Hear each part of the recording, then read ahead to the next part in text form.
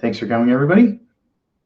And yeah, I'll go through the slides, and if there's questions along the way, please feel free to ask. Otherwise, there'll be time at the end as well. So yeah, that's Leslie from Digital Fire. We're a managed IT department, and today's topic is about cybersecurity and sort of a mid-year assessment of where you stand. I'll try to give some real practical tips of the things that are possible in cybersecurity, because literally you can write a blank check and spend $1 bazillion on this stuff. So how much should you spend and what's appropriate? Where do you stand right now according to some of these things that are available? And then we'll talk about some standards, because that's the way this stuff is going, to be able to say, well, we're aligning to this particular standard. You know, a lot of people are familiar with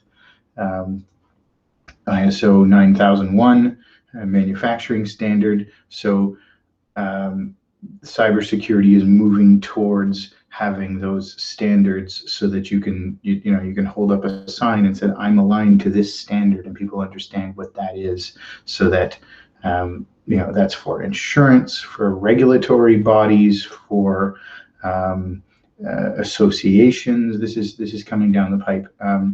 I do quite a bit of networking with some peers in the IT industry in the US, and of course the US is generally ahead of where Canada is with all of these things, and it is very common there.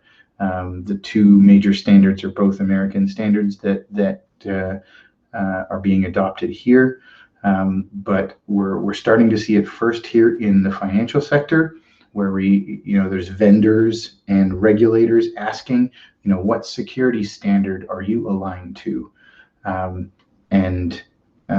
So those are coming down the pipe. And again, in the US, it's starting to almost go the other way, that if you're not aligned to a security standard, there's a punishment. In Canada, it's not quite at that point yet, but that sort of stuff is coming. There's regulations coming on what needs to be done. For example, just recently, the U.S. Presidential administration put out a standard for pipelines because of the Colonial Pipeline attack. So there's now organizations that carry fuel and pipelines and gas and that sort of thing, and they now have their own security standard that they need to adhere to in order to operate. So those kinds of things are coming down the pipe for all of our industries.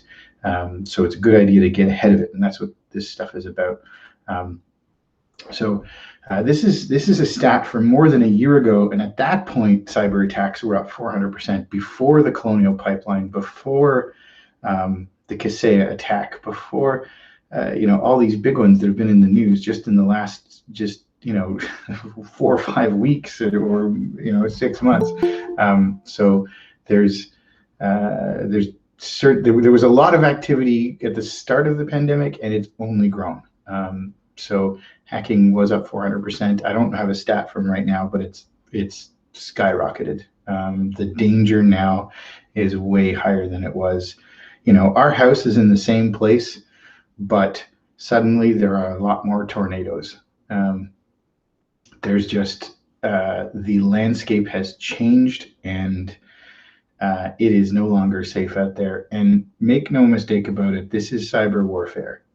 You could call it, World War III if you want to. The recent attacks, Revel, I don't know how you pronounce it. They were the ones that claimed responsibility for it. There are reports that they're tied to the Russian government.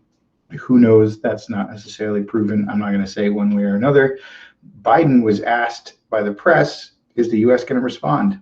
And he said simply yes. A few days later, Revel's websites publicly were down, and their public-facing servers. I don't know if those are connected, but small businesses are being wrapped up into cyber warfare. Nation states are fighting each other online, and they're doing it through businesses like yours and mine, which is, we got to protect ourselves. So it is when you will at some point get hacked, a breach will occur. It's a question of how bad it is and how will it affect you, what impact it's going to have. And that's what we want to do, is minimize that impact. We cannot prevent this from happening. It will happen to you. Question of whether it's this afternoon or a year from now, it will happen to everyone. Easier said than done. This is like a security system that, the hackers have to find one tiny little crack.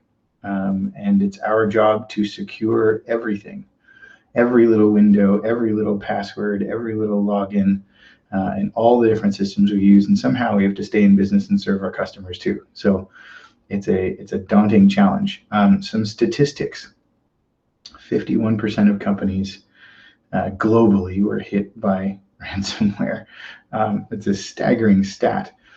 84% of people had insurance, but only 64% of them had useful insurance that was actually useful to help them in the cybersecurity. So there's a 20% gap there. So so the first one is, do you have cybersecurity insurance? But the second one is have a review and a talk with your insurance broker to make sure that you have the right kind of side. Are they willing to pay for the ransom? And I'm not saying you should or shouldn't pay for the ransom. I'm not going to, because of course you shouldn't pay the ransom, and of course you shouldn't pay the attackers, and what are you actually funding, and that's going to, but it's awfully easy to say that when it's not your business and your data on the line, right? If you're in a position where you're absolutely desperate and you're going to lose your livelihood, I don't know if I'm willing to judge the people that pay the ransomware, because it's easy for me to sit there and when I don't have anything to lose and say, don't pay the ransom. Having said that, paying the ransom is not always a solution. These people are being actively hunted and shut down by lots of organizations, government and otherwise, and so you may pay the ransom and they might not be there to receive the ransom. And if they give you the ransom, or you give them the ransom, how do you know that they're actually going to give you the code back to release the data? So fraught with problems there. But Canadian stats: 39% of companies were hit by ransomware. So we hear headlines of the big ones, but that's a lot, right? That means you probably know a whole bunch of companies that were hit and maybe didn't say anything, that sort of thing. There are guidelines from the Privacy Commissioner of Canada on when to report and when to not. Not all breaches have to be reported. There's a 12 or 15-point checklist, depending on what they got and how they got in and what the damage is, and did they get personally identifiable information. Kind of a rule of thumb on that is if you can Google the information they got, right? So if they got names and addresses, then you don't need to report that. Because that's information you can Google. If they got mortgage documents and bank accounts and credit cards, then you do need to report that, and you do need to contact. General rule of thumb there. So, cost of this stuff, that includes large corporations. So I'm going to say for small businesses, the cost is less than $500,000. But that's still a lot of money. I mean, it starts with an investigation. I mean, that's going to be $30,000 right away. Let's say they got 1,000 records and you need to compensate those people for 1 year of credit monitoring at $50 US each. I mean, the costs climb up to $50, $60, $70, $100,000. And we're not even talking about how much business you've lost and how long it took you to get back and that sort of thing. Far cheaper to buy insurance than it is to do that. And these other stats are about, you make sure that the insurance is actually going to be there for you when you need it and what they cover. In Canada, we're actually generally better protected. Percentage of organizations hit by ransomware across the globe. It's 39% versus 59%. We're better, but it's generally everybody's being attacked across the globe. So it's not necessarily a geographically centered problem in one spot or another, apart from India, where there's a lot of attacks going on. So, the headline here is the public sector suffers the fewest attacks, but not by much, right? So how this stuff happens is a bot goes out and we'll see a stat later that 80% of the hacks come from stolen credentials or guessed credentials, like someone who guesses your credentials, or someone who figures out the password, or they trick you into giving away the password. So if they have the password for something to get in, then, or if they can obtain that password, that is how 80% of the hacks happen. Now, what do they get? An email password? Do they get a remote computer login password? Do they get the Wi-Fi password? Do they get your business Facebook account password? Do they, there's different methods of how they get in, and maybe you've used Facebook to authenticate into I don't know, Salesforce or something like that. That's probably not true, but they can. The big new topic in cybersecurity is this thing called lateral movement, where a hacker can gain access to one system and then use those credentials to move into another system. So if they get access to your email, well, your email is either the same password, or your 365 or Google is actually authenticating on your Basecamp project management system. And so they can move over to the Basecamp project management system. And then that system is tied to your time tracking system. And they can use that to move into the time clock, or maybe it's Harvest or something like that. And then that is tied to your online QuickBooks, and they can use it to move into QuickBooks. And so this lateral movement of where these applications are tied to each other, can the hacker get through? That doesn't mean that you should never tie those applications together, right? I don't want to scare everyone saying, oh, well, I have tied my project management to my QuickBooks, and that means it's terrible. It's not that. It's just sort of a review of, do I need to do that? Does every single user need to have access to that? And we'll talk about some of that, the levels of credentials for people, and is that necessary? Does everyone need to be an admin on the system, right? Probably not. So back to this slide. So the title is that the public sector has the fewest attacks, but if you look at it, they're pretty much across the board. How this happens is bots go out and they're trying random passwords, and they're scanning all sorts of IP addresses and ports, and then they find one that's open randomly. And when they find one that's open, they alert a human, and then that human then goes and investigates and sees what's going on. So media, leisure, entertainment, IT, energy, that is top. These ones are high. The ones on the left are higher, but they're all around 50%, right? So it's pretty even across industries. So that means no matter what industry you're in, your level of risk is about the same. You still will get hacked. So once they get in, what do? The most common thing is that they encrypt the data, and then they say, well, I've got your data, please give me some money. It tends to be more money now than it has been in the past. The money that they're asking for has increased.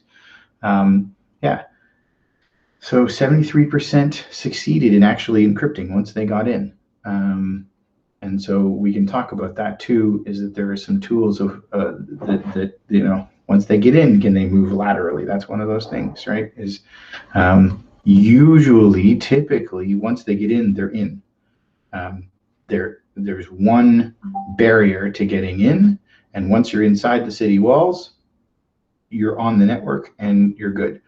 There's a new concept, a relatively new one, called zero trust, where there's not this concept of the city walls.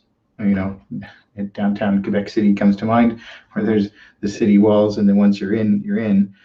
It's actually that you're authenticated at every door, right? So if you want to get into Salesforce, you're authenticated. If you want to get into email, you're authenticated. If you want to download a file, you're authenticated. If you want to get to the printer, you're authenticated. If you want to get to the Wi-Fi, you're authenticated. And authenticating on one does not mean that you automatically get into the other. There's a check at every door, so that it makes it harder for attackers to move laterally, right? The flip side of that is always the other side of security, is man, that's inconvenient, right? That means I got to type in my password or some form of authentication at every single door, right? I just want to print. Like, why do I have to type my password in to print, right? So there's always this duality between security and convenience, and we have to pick something that still lets us operate our businesses and do things properly the way we need to, but keeps us secure. So there's, that's where these tools and software and that sort of stuff comes in. So in the end, about a quarter of people end up paying the ransom. Again, I think it's easy to judge those people and condemn that and say you should never pay the ransom. I don't know, until you walk a mile in that person's shoes. I'm not really willing to do that. So, but yeah, 25 or 26%, a quarter of people do end up paying the ransom. The ransom is more expensive than it used to be. So average downtime is 19 days. That's a long time to be down for your business, right? That does include weekends, but still, almost 3 weeks of lost business. That's a huge cost, right? I mean, think of your profit and loss at the end of the year, and what 3 weeks would do to it of no business. More than that, it's not just the recovery time. It's the, would you do business with someone that got hacked? You'd probably think twice about it, right? So you don't want that to be you and your reputation that gets damaged. There's how do you put a number on what that costs on the people that might not do business with you now that they know that you got hacked, sort of thing, or the loss of business of people who stopped doing business with you because you got hacked. Unfortunately, this is a situation where people blame the victim. If someone got mugged in a dark alleyway, would your first question be, why were they in that part of town? What were they wearing?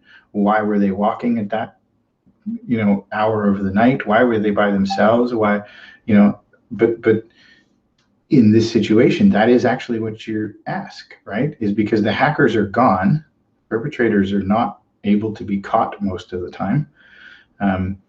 So you start looking, the business, you will be the victim in this case. You will be the one who got attacked.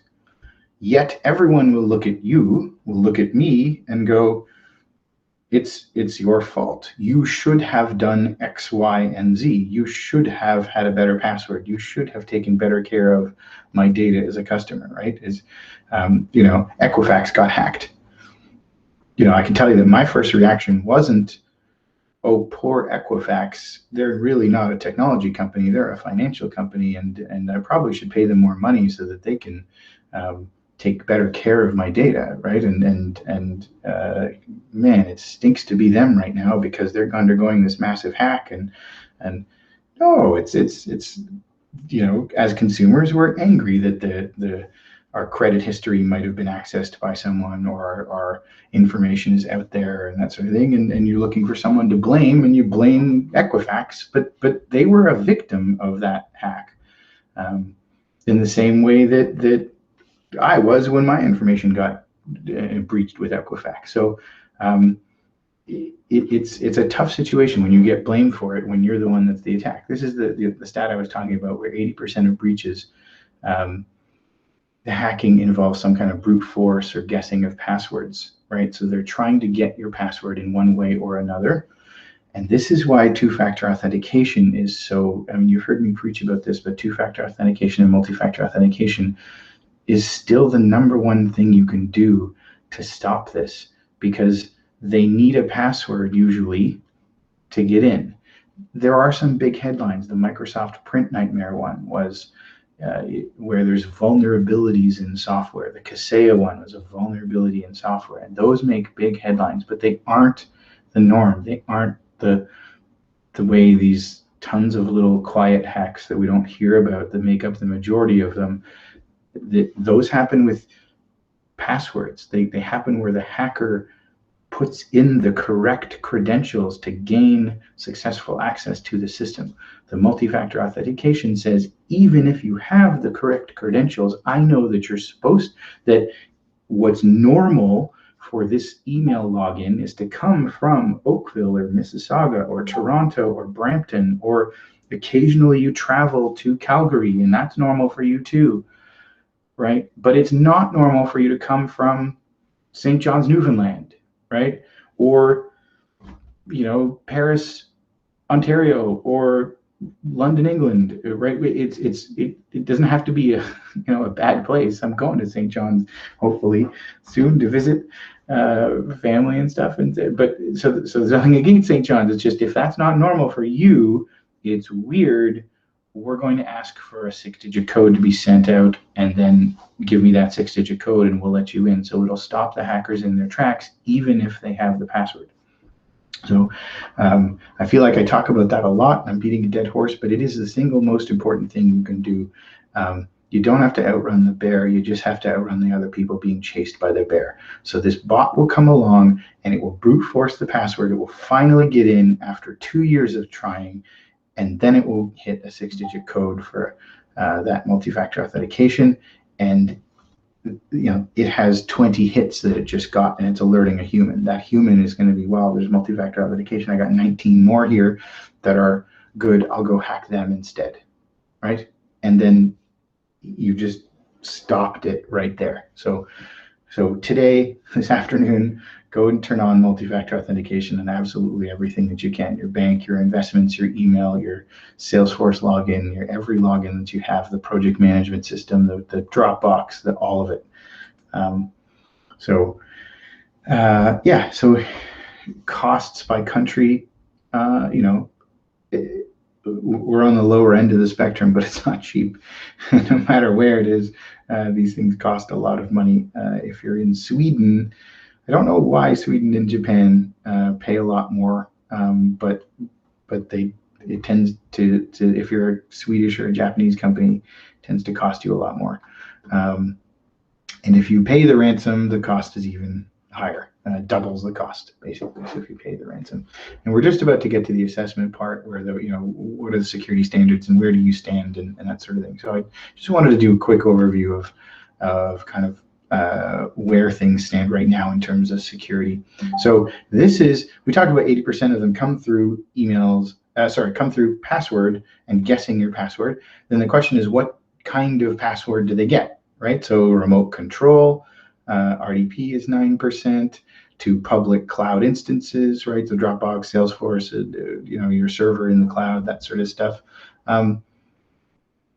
Most of them still come through email, right? So it's going to be a malicious link or an attachment in an email. Remote attack on a server is if there's a web server or a website or some kind of server on the internet, and that is open to downloading a file or serving files or that sort of thing.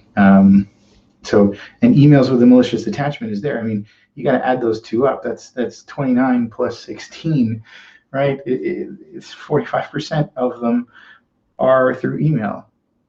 So that is where we should focus our attention: multi-factor authentication and email, because those are where most of these things are happening. Via a supplier is a super interesting one. We had an incident where one of our client suppliers got hacked, impersonated them, asked them to transfer money. This is for renovations, for retail store chains. So it was normal for them to be transferring $40,000, $50,000 wire transfers to pay for renovations at the various locations and stores across Canada, et cetera. So yeah, I mean, 2 of those payments went to a different bank account because the supplier was impersonated and said, oh, we're going through an audit, we need to freeze the account, please send the money just for these 2 payments, just for right now, to a different bank account. We'll switch it over after the audit's done, right? Very simple. They'd always been dealing with, Peter on the other side, and it was Peter from Peter's email with Peter's signature, right? It's not some random Gmail account impersonating Peter. It was actually Peter's email account because it got hacked. So there was no way for spam or anything to detect it because it's real. It's actually Peter's email account. It's just not Peter, because Peter didn't have 2-factor authentication on in his account, and it wasn't our client. right? It was the other person that they're dealing with, one of their suppliers. They got hacked, and then 10 emails are going back and forth, and the hackers on the other side are intercepting those emails. They put up rules in the Outlook web access online in Outlook.com, just webmail in 365, so that if it came from there, then it would redirect it. So Peter had no idea. The real Peter was checking his email and had no idea those emails were being directed before they got to Peter's inbox. He never saw them. He had no idea he was sending these things. But the people that he's dealing with on a regular basis, it was only 2 weeks later where Peter said, guys, there was supposed to be that payment that came through. And then, our customer was like, what do you mean? We sent it to the other bank account like you requested. And Peter said, what are you talking about? What other bank account? And that's when they discovered what had happened. So it's very sneaky. It used to be that they would get in and send 20,000 messages from your email. And you'd know immediately because you'd start getting all these bounce backs of messages you never sent. And you'd get on a blacklist and your email would be shut down. And that's horrible. But, 5 minutes after you got hacked, you are aware of what's going on. You can change your password and shut it down, right? This is much more sneaky where they were in there for weeks watching what was going on before making a move. So, long story, but multi-factor authentication in email and having protecting that password, having a long, complicated password. Again, 45% of these things are going to happen via email. So, we're going to talk about cybersecurity, and let's take a look at your security and where you are. So this is an important slide. We call this the security triangle. So it's a way to think about security. Where should you focus your efforts? Well, cybersecurity is this kind of nefarious thing of like, I guess I need to protect myself. What do I do, right? So divide it into 3 areas. So we all immediately go to the tech. I need antivirus. I need a firewall. I need, I want to buy a doohickey that I can put somewhere and pay for, and it will make me secure, right? That's the detection piece. And it's important. You have to have antivirus. You have to have anti-spam. You have to have some, maybe some artificial intelligence and some phishing. And there's all sorts of other stuff here. And I'll give you a more comprehensive list in some of the slides that are coming up here. But it's the tech, and we all gravitate towards that. There's 2 other pieces to it, though, that are just as important. It cannot all be solved by tech. The bottom part is humans, right? You could have the most secure, the most sophisticated security system in the world, and if you hand the keys over to someone else, tell them what the code is, and walk them in, it doesn't matter if you've got laser beams and iris scanners. If you hand them the password to all those things, it's not worth anything. So the human side of the equation is training your staff, because they will be very, very sorry that they clicked on it, except the damage will be done, right? So the human cybersecurity awareness training, there's courses, there's fake phishing emails, there's all sorts of stuff we can do on the human side to make people aware, to make people suspicious. We're doing this talk today, right? So that's one.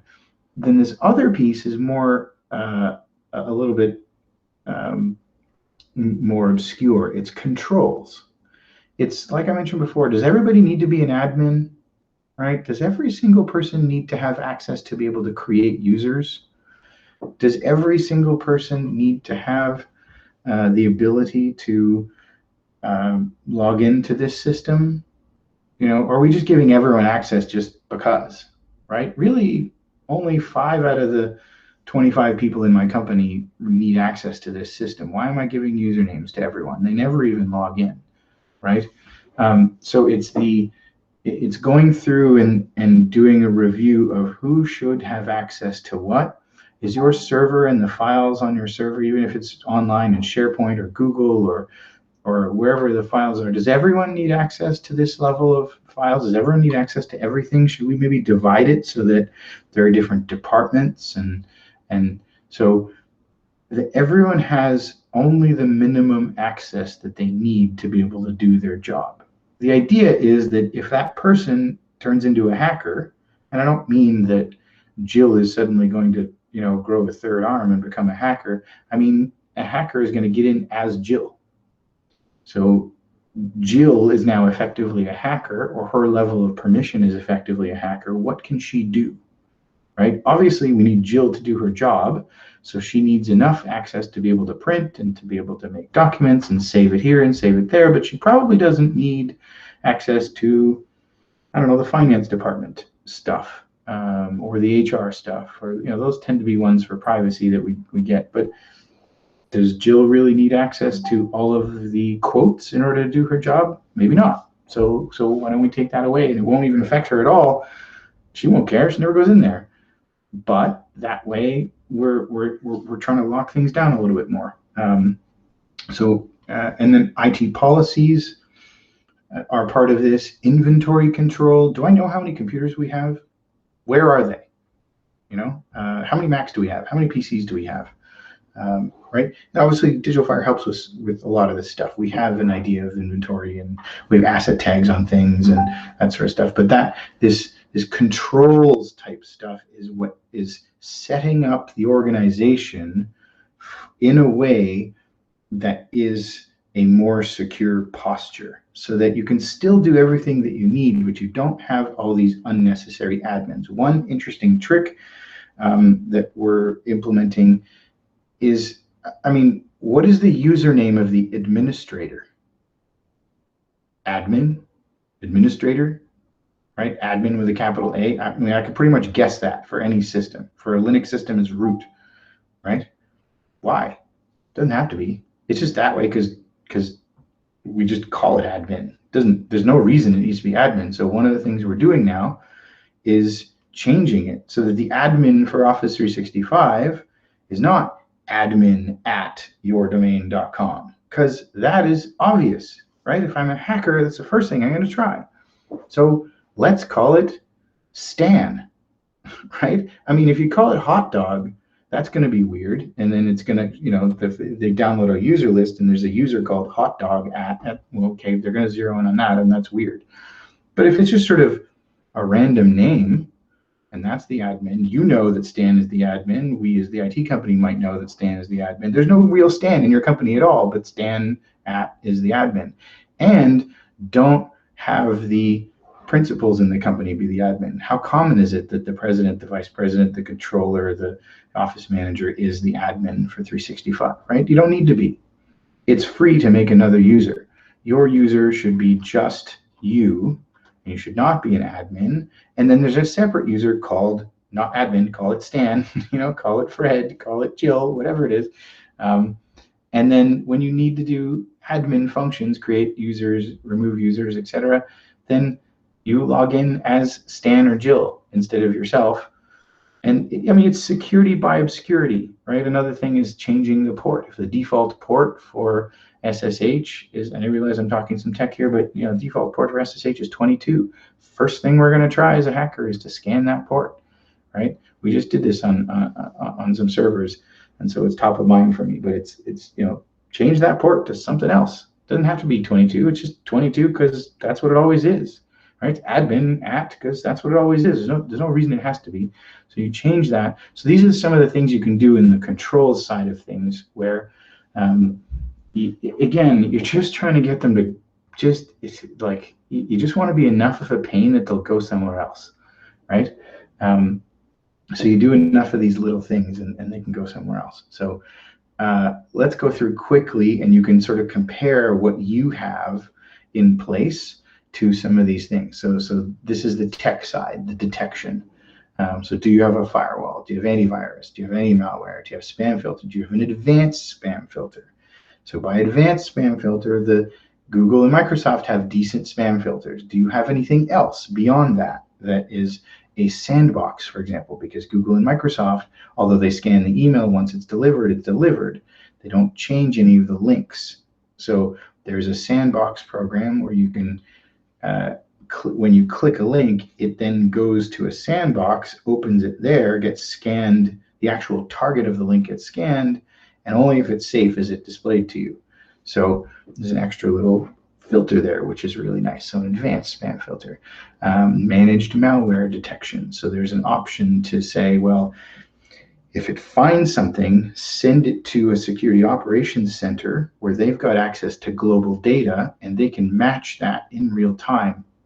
So even if that thing has maybe never been seen before or it's brand new, it goes to a global operations center where they're aggregating data from hundreds of millions of computers, and then it's anonymized, so they don't have access to be able to do anything or change anything, but your data is anonymously put into this database where they can scan it in real time, and then they can suddenly see, wait a second, there's this attack going on, and you're one piece of it, but it's actually happening globally, and then they can, they can react much quicker to those types of things and then by doing that, the benefit that you get is you get the antidote, right? Is when they can see this stuff in real time, they can shut it down quicker, and then because you're part of that program, you pay to be part of that program, but because you're part of that program, they also have humans making things better, closing the ports and detecting those things and stopping them, etc. So you get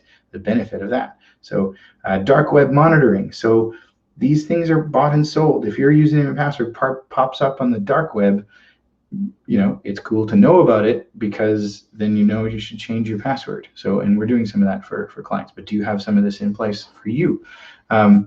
Email link protection sandbox, we talked about that. DNS malicious link protection. So that's even if things are clicked on. Again, 45% of this stuff comes through email, right? So someone will click on something. If that's clicked on, is that link prevented from opening? Cloud file scanning. If someone saves something to your Dropbox or your SharePoint or your Google Drive, is it scanned, right? What if it got past the initial filters and it's been sitting there? Is it ever scanned again? Because if in the old days, if it was on your local file server, that was scanned. But on the cloud, Google and Microsoft, once it's in, they don't scan it on a regular basis. So should you be doing that? Out of band logins for 365, Google Dropbox, your project management system, what's a normal login? Is it normal for someone to be logging in at 3 a.m. from Malaysia? I have nothing against Malaysia, but is that, maybe you have a worker there and that's totally fine. But are you monitoring for those weird out-of-band logins? Penetration testing is doing scans. We just renewed our insurance, and part of it was that they did a scan on us. And this is, IT providers are held to a higher standard, but how interesting is it? Because this is happening in the US for insurance companies, and it's starting here now. We're insured with Beasley, which is the largest tech insurance company in the world, to my knowledge anyways, certainly one of the largest. And so they're pretty sophisticated as a result, because they're specifically for tech insurance. But this is coming to all insurance companies. So to be able to, and regulatory bodies and that sort of thing, again, financial and legal are probably going to be the first. Mortgage, investments, that kind of stuff, those are going to be the first to be affected by this. But they're going to want to know when your last test was and what standards you're adhering to, et cetera. Again, this is all in the detection side. This is all the tech side of that triangle, if you go back to that. So controls. What kind of controls? So do you have two-factor, multi-factor authentication, least privilege? So have you gone through and figured out this person doesn't need access to this. They don't need admin to be able to do their job. Zero trust, we talked about a little bit, where you authenticate at every door. Security standards. So we'll start to talk about this. NIST and CIS, and then ISO. I didn't mention ISO. ISO, you're probably familiar with 9001 from manufacturing. Those standards are to do with quality control and returns and inventory control and that sort of thing. The same standards organization, ISO, has created a security, IT, cybersecurity framework as well. So if you're into manufacturing, then that might, if you're 9001 certified anyways, then that's, might be a natural way to go. By far, though, the two biggest ones are CIS and NIST. And so we'll talk about those. They're both from the US. NIST tends to be a little bit more popular in Canada, and I'll talk about the differences between them. But CIS is very prevalent as well. Elevation control is, can you install a brand new program on your computer, or are you blocked? Are you an admin on your computer?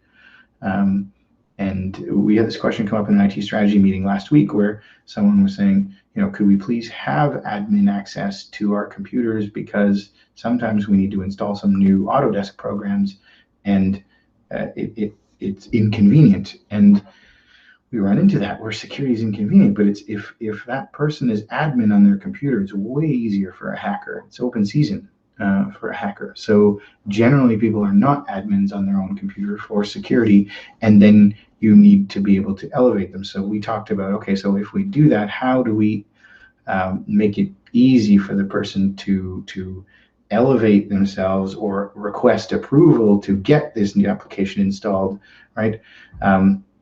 Ring fencing is an interesting concept. I won't go into too much detail, but it's about, does Microsoft Word really need the ability to change the Windows folder on your computer? In the normal use of Microsoft Word, it doesn't need to touch the Windows folder or change system settings on your computer, right? So let's stop because there's Microsoft Word might need admin access in order to add a plugin for the special program that you want to use, right? If you're a law firm and you want to add DivorceMate to it, it probably actually does need admin access to be able to add this add-in so that you can do PDFs with Adobe. That's maybe a more common one, right? So Word does need admin access, but admin access right now means everything. Then yeah, it can change the Windows folder. It can change the screensaver. Why does Word need to change the screensaver? That makes no sense. But admin is admin. Once you're admin, you're in. So if you're a hacker, you're admin, you're in, it's open season. And then you're an admin on that computer. Well, it's probably an admin on the domain. Then I can get to the server and be an admin. That's the lateral movement that we were talking about. So this concept of ring fencing, and I tried to make it short, but it wasn't, is that you say, well, Word really doesn't need to touch the Windows folder. So even though in this concept, I'm going to make this user an admin so that they can add this plugin, it's not a blanket admin for everything on the system, right? So application whitelisting is, big corporations do this. And again, this is coming to smaller companies where we say, rather than doing the detection side of things and saying, let's try to figure out what's good and what's bad. Hey, this is a bad thing running the computer. Let's stop it, right? Antivirus, anti-spam, anti-malware, all those things are like detect the bad thing and stop it. But the flip side of that you don't talk about is it means run everything else that it doesn't detect. This is you take that and turn it around and say, I'm not running anything. Here's what's allowed. It's not on that list. Don't run. I'm not going to make any kind of determination of whether it's good or bad. What I'm going to do is say, here's what normal business for your business looks like. You need these 15 applications. You need them to update. You need them to run. Anything outside those 15 applications, we don't need. So we're going to shut it down. So I don't care what it is, good or bad, right? The flip side of that is, whoops, you need a new program. And then it will not let that new program run, even if it's a great program. And then you then have to go through a process of allowing that program in order to run. So again, there's a little bit of inconvenience there, and you can manage that with some tools. So policies, do you have your staff sign something about the kinds of websites that they can go to and not go to? So I'll try to go a little bit faster. SPF, DKIM, DMARC are email things so that your email is harder to spoof, right? I can send an email as Barack Obama if I feel like it, but if he has his SPF, DKIM, DMARC set up, then your spam filter will be able to detect that I'm not actually Barack Obama. So it makes it harder for people to impersonate you. And therefore, what that means is it's harder for them to get an email from the boss, right? So a lot of the way this stuff happens, again, 45% by email, they get an email from the boss saying, here, please go and do this, go buy some gift cards or whatever. And it means something. They can look up who the boss is or who the controller is or who the ops manager is on LinkedIn. That's public information. And so if they're a hacker and they're into the system and they're watching what's going on, an email from the boss or from the controller or from someone that has a higher position in the organization means more than it does from just a random outsider, right? So doing that, this protects against that spoofing, because you can tell, the spam filter can tell what's good and what's bad. Domain reputation management, hardening. So hardening refers to setting things up. Like you've probably seen if for some people's emails, this email is from outside the organization, right? So where that's useful, again, is if it says, let's say, let's say Julie is the boss. If you just got an email from Julie, except it's got the thing on it that says this email is from outside the organization, that should trigger something. Julie is inside my organization. Why does this label say the email is from outside the organization? That doesn't match. That means somebody's trying to spoof Julie, right? Or I should at least have my spidey sense up so that I can do something about it or think about it before I click on it, or do, change the bank account that email is telling me to do, right? So some other stuff here. Data loss prevention is an interesting one, where it actually scans emails going out of the organization and can detect credit card numbers, social insurance numbers, bank account numbers, mortgage document numbers, health cards, driver's licenses. If it sees, because those all have patterns, right?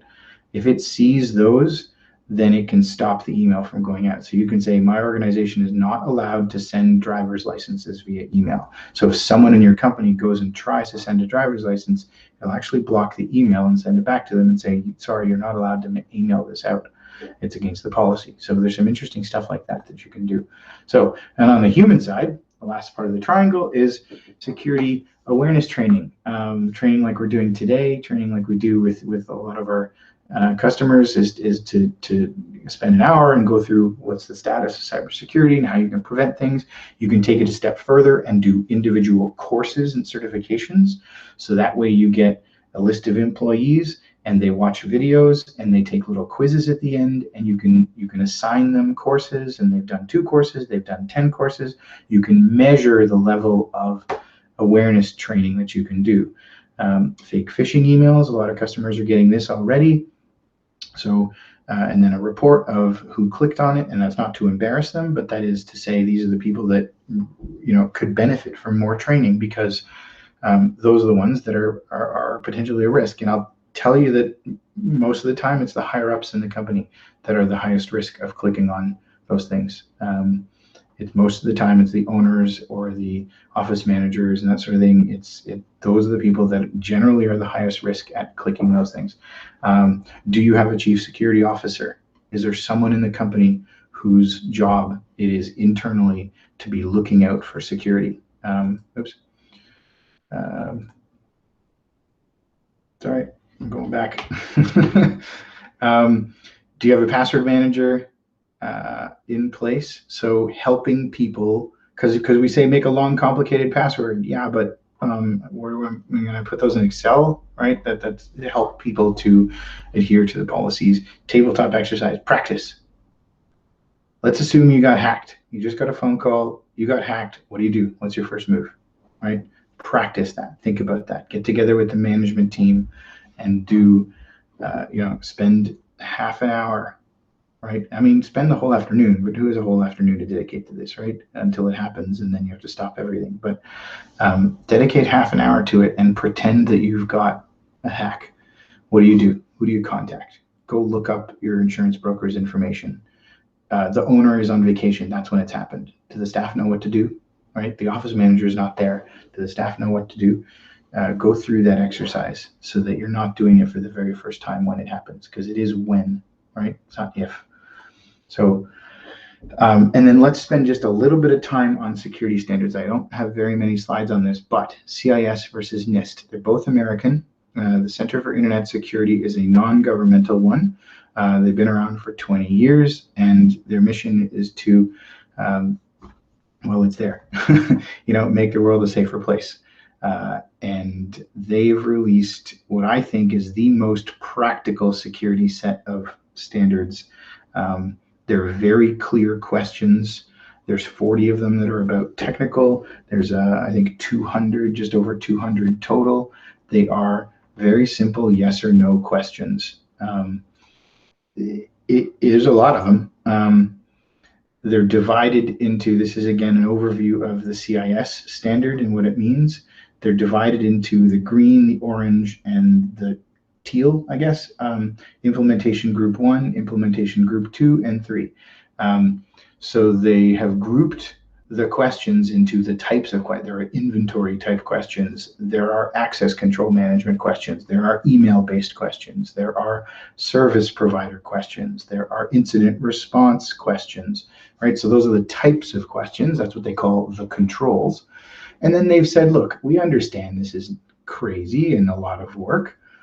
Start with the first, basic hygiene. Don't try to do all 200 questions. Just start with, the green part is 2 out of the 5 of these is considered implementation group 1. 3 out of 7 is considered implementation group 1. 6 out of 14, 5 out of 8, 2 out of 7, 1 out of 8. So look, if you just want to do the basics, it's 0, don't even worry about any of this network monitoring and defense stuff in implementation group 1, or the application software security. Don't worry about that. Or the penetration testing. We're not doing that in implementation group 1. If this is your first kick of the can, let's just go through the basics and go through basic cyber hygiene. And then you can say, we've gone through CIS implementation group 1, and that's a standard we're aligning to, right? And it's a real simple, practical approach, which is what I really like about CIS. And they're very simple yes or no questions. There's not a lot of complication. Do you have multi-factor authentication on, yes or no? Right? And then it gets a little bit more advanced and says, okay, well, is it automated? So is it on? Is it automatically on? When I create a new email address tomorrow, is it automatically going to be on for that email address? And then the third part is, how often do you report on it? Right? So do you report on it once a year?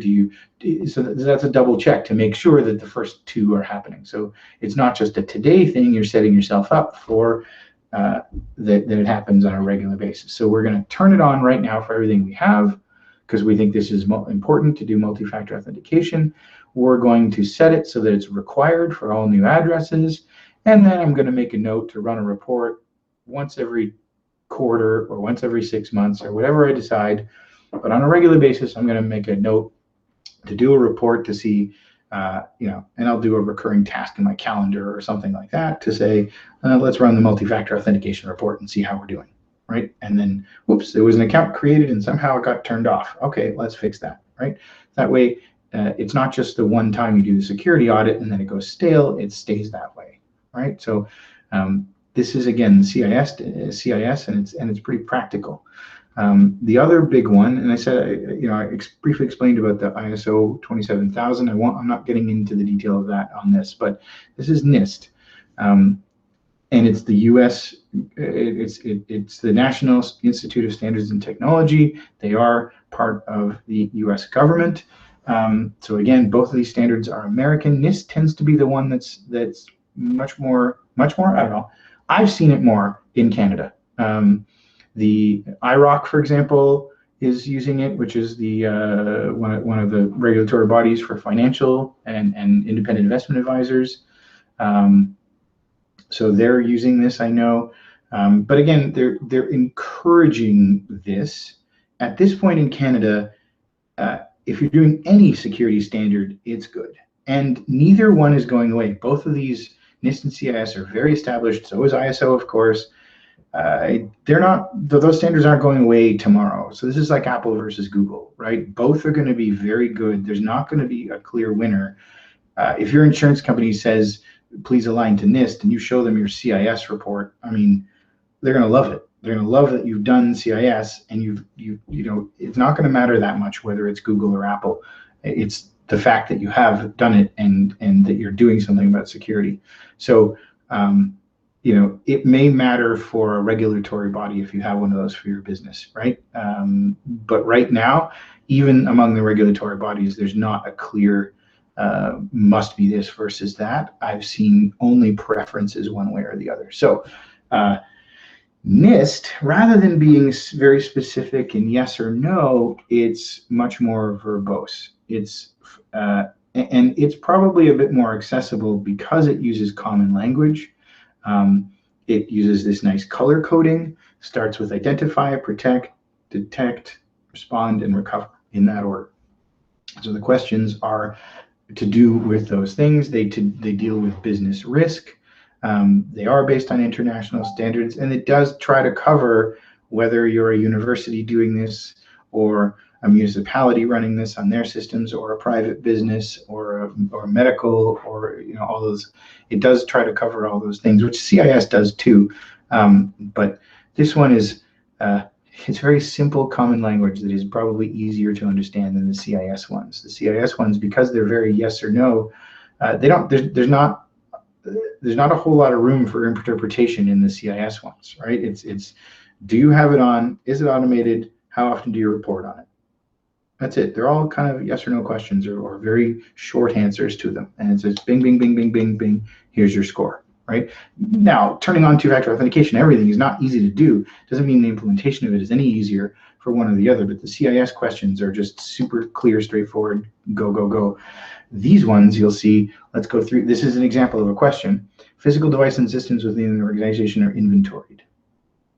Right, so yeah, that's a yes or no question, but there's nuance to it. There's a paragraph. Is everything inventory? What does that mean? Computers, monitors, mice? Do inventory mouse pads? Is a mouse pad a physical device? There's open to interpretation here, right? And that's my point with NIST, is you can write something and you can color it. And so I drew two examples from each of the identify, detect, respond.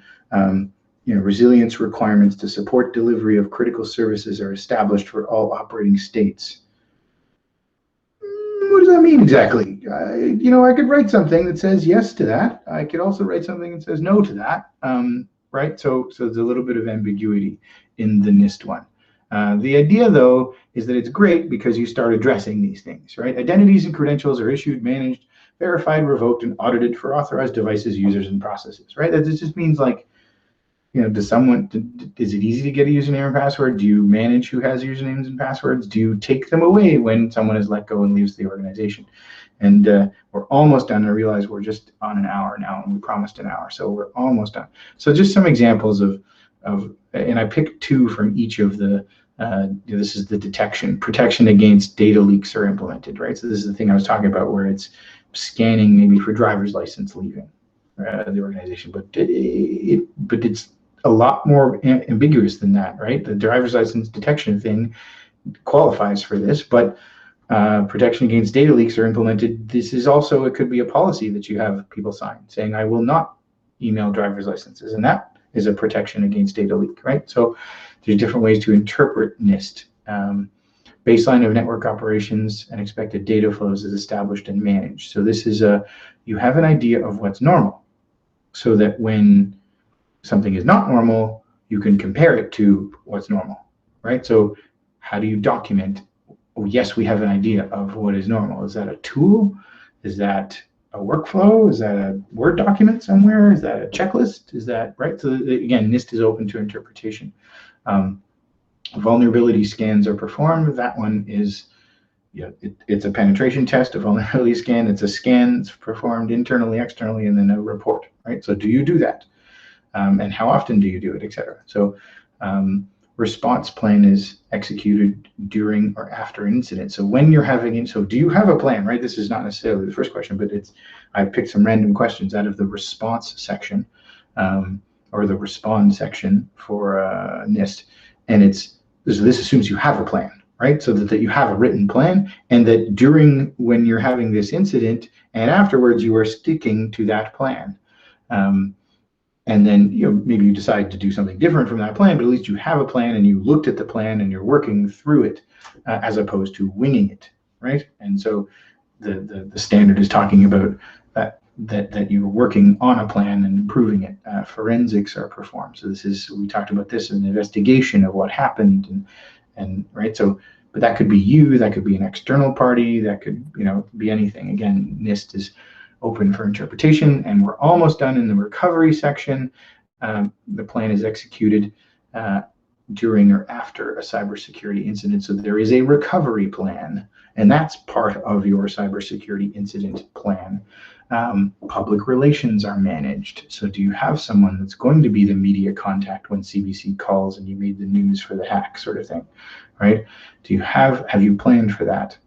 As part of the recovery is managing the message to your customers of what needs to be said to them or what doesn't need to be said to them. Have you involved legal counsel in doing that so that you're careful about that, so that the public message is managed, right? So, good that the cybersecurity standards are, the idea is that you follow these cybersecurity standards, and it makes you think about, oh, geez, I should maybe, maybe I should write a press release or something like that. That I would have in my back pocket. I'm not saying you should do that. I don't have one of those, but it makes you think about these things. So, yeah, and we're basically done. But basically, what do you do? Sound the alarm. Tell somebody right away. Don't keep it a secret. Stop additional data loss by taking systems offline. Kaseya hack. In the end, they had something like 60 customers hacked. This was July 2nd. It was the Friday of the long weekend of the U.S. holiday on the Monday for July 4th, and that's when they got hacked. Is the big one in the news recently. All those SolarWinds and the printer nightmare thing was also in the news, but the Kaseya one, within an hour, they took 37,000 customers offline. Who then had a bunch of downstream customers. And so they affected massive systems across the globe. But basically, they ran over the wall and yanked it out of the power, the data center equivalent of that, because nobody knows what the extent of it is at that point yet. There's so little information. You run over and you pull the plug immediately, like shut the power off, because that's the immediate way to stop the damage, right? And I've realized the impact of that on business, on remote login, on all of those things. But as soon as you suspect something that's serious like that, you run over and shut it off, and then you deal with the consequences. And that's what all of the big organizations do, because you have to mitigate the damage. And then you go and say, okay, I got to call the lawyer, I got to call the insurance company, I got to call the IT people, I got to call all the management. So have that list of people in your written down of what you need to do in this procedure. Secure the premises, so maybe that's physically, or maybe that's turn off the internet, or that sort of thing. And then start remembering what happened, who clicked on what, how did this potentially happen, what are the pieces of evidence that we might need. Keep those, don't delete those emails.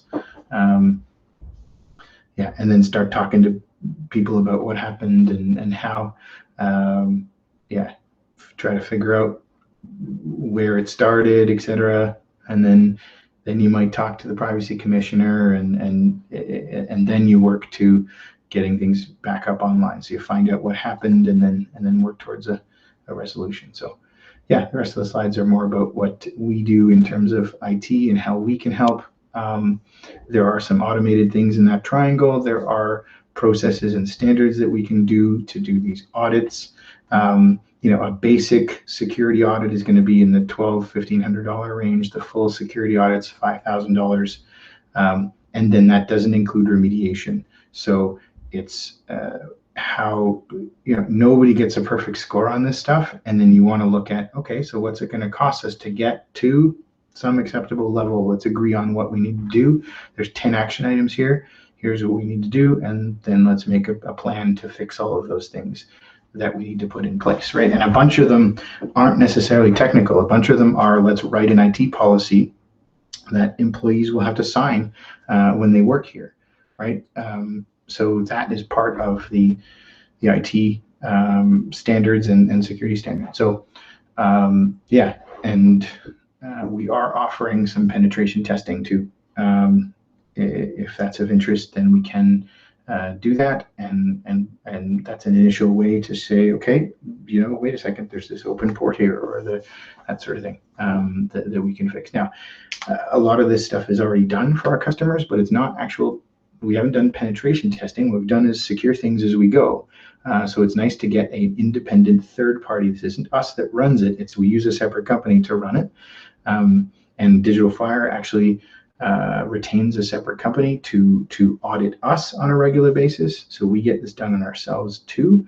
That's an independent security company. So that way it's a third party doing it, and it's not Digital Fire auditing themselves. And then we get a report, and then we can remediate. So I realize I've gone over time. I apologize. And if anyone has any questions, I'd be happy to answer them. But I do want to respect your time as well. So thank you. Hopefully that wasn't too crazy and boring. Does anybody have any questions that they would like, or anything that wasn't clear? Nope, I'm not hearing anything. So, okay. Oh, Jerry, I hear you talking, but you're muted, I think. Or sorry, I don't hear you. I can see you talking. I mean, I just said thanks, Leslie. Oh, that's nice. Thank you. I appreciate that. That's nice. Yeah.